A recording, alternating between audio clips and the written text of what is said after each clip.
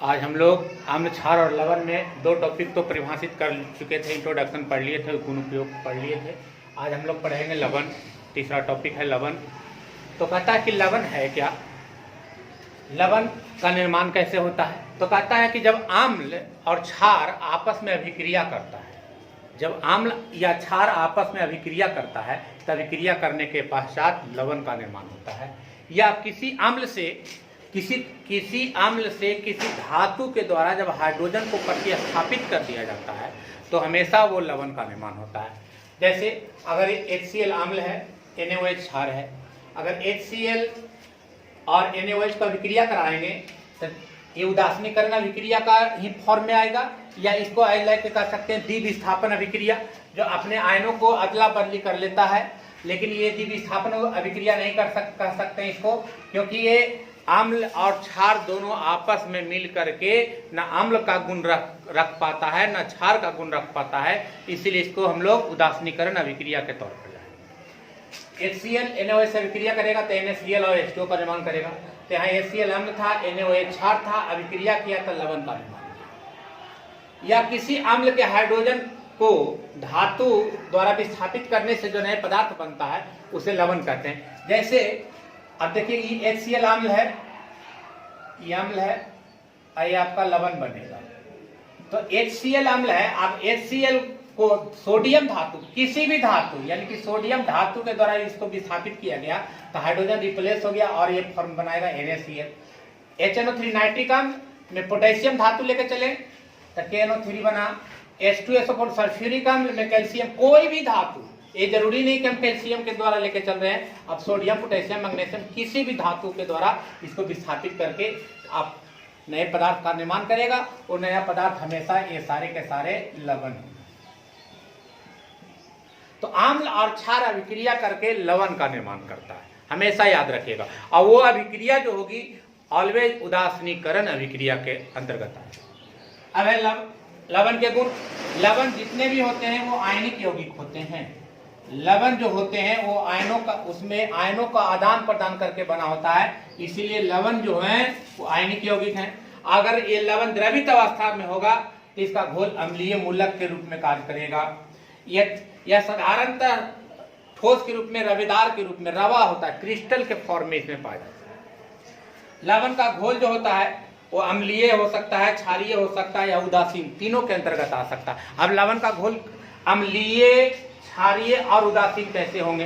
तो अब अगर आम्ल और क्षार अभिक्रिया करेगा तो NaCl बनाता है। उसी प्रकार अम्लीय कैसे हो सकते हैं, क्षारीय कैसे हो सकते हैं, उदासीन कैसे हो सकते हैं? तो इसके लिए हम लोगों ने क्लासिफिकेशन किया आम्ल के प्रकार में, तो लवण के प्रकार में। तो अब लवण कई प्रकार के होते हैं।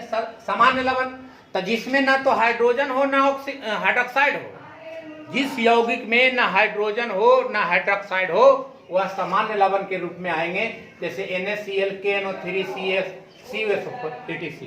अब है अम्लीय लवण, तो जिस लवण में H हाइड्रोजन मौजूद हो, जिस लवण में H मौजूद होगा वह लवण अम्लीय लवण के रूप में आएगा। तो लवण के घोल, इसका मतलब इसमें हाइड्रोजन मौजूद है। जैसे देख लीजिए यहाँ NaHCO3 हाइड्रोजन मौजूद है, KHSO4 हाइड्रोजन मौजूद है, NaH2PO4। तो इस प्रकार के लवण को हम लोग अम्लीय लवण कहेंगे। क्षारीय लवण, तो जिस लवण में OH मौजूद हो, लवण हो और लेकिन उसके साथ OH हो, जैसे MgOH का होल Cl, अब इसमें OH मौजूद हो जाएगा तो ये आपका भास्मिक लवण कहिए या क्षारीय लवण कहिए। मिश्रित लवण, तो मिश्रित लवण में ना हाइड्रोजन हो ना हाइड्रोक्साइड हो, ना हाइड्रोजन होगा और ना हाइड्रोक्साइड होगा, लेकिन जिस लवण में एक से अधिक अम्लीय मूलक या क्षारीय मूलक, जिस लवण में एक से अधिक अम्लीय मूलक या क्षारीय मूलक मौजूद होगा उसे हम लोग मिश्रित लवण कहेंगे। दिक लवण, जब दो साधारण लवण आपस में जुड़ करके एक बड़े यौगिक का निर्माण करेगा तो उसको हम लोग कहते हैं दिक लवण। जैसे ये पोटासियम फिटकिरी का सूत्र है, K2SO4 एक साधारण लवण, Al2SO4 दूसरा साधारण लवण, लेकिन ये दो साधारण लवण आपस में जुड़ा तो इसे हम लोग कहेंगे दिक लवण। अब है अगला है जटिल लवण।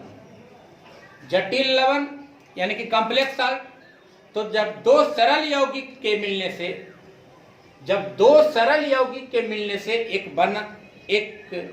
से एक यौगिक का निर्माण होता है जो ठोस एवं घोल दोनों ही अस्थायी होते हैं। जब दो साधारण लवण आपस में मिलेंगे, असाधारण लवण मिलने के बाद उसके जो ठोस प्राप्त होंगे या उसके जो घोल प्राप्त होंगे वह अस्थायी होंगे, उसे हम लोग कहते हैं जटिल लवण। तो इस प्रकार यह घोल जो लवण का जो घोल होता है वो अम्लीय भी हो सकता है, क्षारीय भी हो सकता है एवं उदासीन भी हो सकते हैं। अब इस कंडीशन में ये था अम्ल के प्रकार। तो अम्ल, अब इसमें लवण के प्रकार। अब हम लोग पढ़ेंगे लवण के कुछ ऐसे भी लवण हैं जिसको हमको बनाने का विधि, उसके गुण, उपयोग और उसके भौतिक और रासायनिक गुणों का चर्चा हम लोग करेंगे। तो लवण 4, 5, 6 लवण का डिस्क्रिप्शन पढ़ना है। उस लवण में सबसे पहले हम लोग को पढ़ना है नमक यानी साधारण लवण। तो साधारण लवण अब कैसे बनाया जाएगा, उसका गुण क्या होगा, उसका उपयोग कहाँ करते हैं, उसी प्रकार हम लोग पढ़ेंगे।